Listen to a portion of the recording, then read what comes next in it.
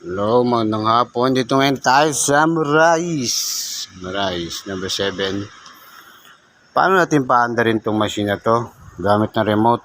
Yan. Yung remote. Yan. Una, switch mo na yung susi. Yan, lumabas na. Pero huwag nyo kalimutan mag-check ng langis tsaka tubig nito Diyan na-check ko na kanina. Yung sa remote, kailangan naka-tap ito, joystick nya. Ito. Gusto natin itong emergency shut off. Susi sa gilid. On. Yan. Nakikita mo yung nagbi-blink, diba? Push button natin. No? Yan, nag-steady siya. Sige yan. Yan. I-start na siya. Yan, namugong na yung machine. Ngayon, pag ayaw mugong yan, limbawa, ulitin natin. Natin ulit. Off. Off din natin to, susi. Gilid. On. Tapos ito, pag hindi naka-align, kunyari ganyan, kahit konti lang, yan, pag hindi nakatap yan, itong joystick,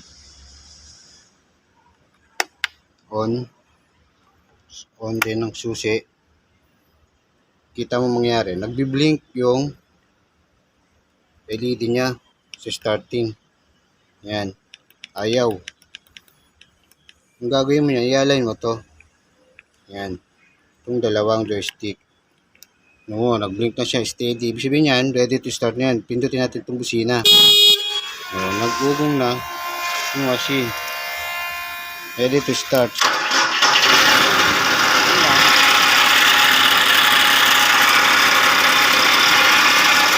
Ito lang, ganyan. Kailangan pantay ito. Saka yung revolution.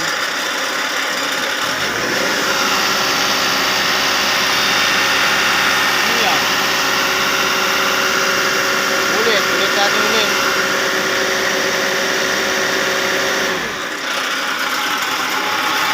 Ulit natin ulit, matay.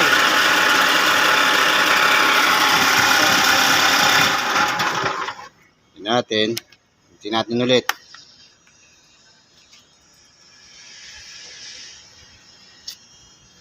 On susi. Shut off on. Susi remote on.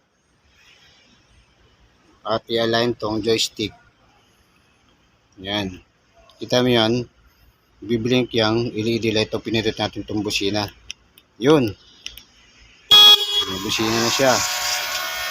Ready to start again. Yan. Yan. Yan na ulitin ka pa. Kailangan naka-align ito. Yan.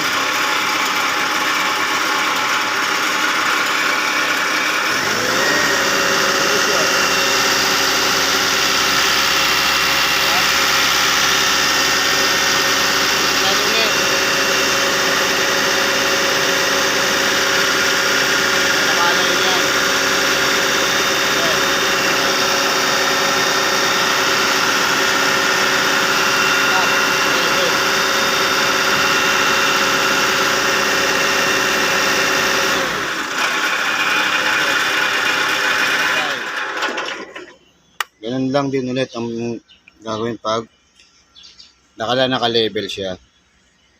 Yung joystick. Pantay siya. Sa gitna. Makakapanin dyan, Ito. Nakagitna siya. Pisilin nyo to. Kailangan pantay ng pantay. Tingnan din ulit. On. Ang susi. Pag hindi pantay yan, magbiblink lang siya. Hindi siya. Ayun yung nilaw. So, pag nakapantay na yun dyan,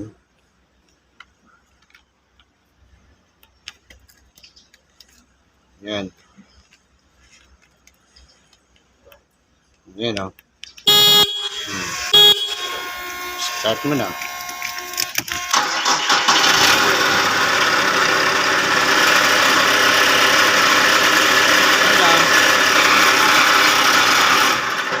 Yun lang pag-start ng machine.